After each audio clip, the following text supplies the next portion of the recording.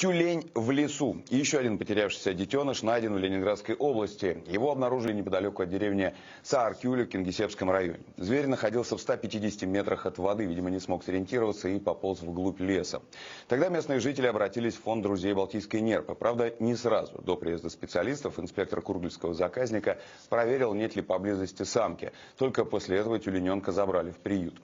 Эта девочка очень пугливая, как говорят зоологи. Сейчас ей нужно усиленно питаться и набирать вес. За эту весну в центре в Репино приютили уже 4 тюленей и 1 нерпу. Это не считая крошика, который живет там постоянно.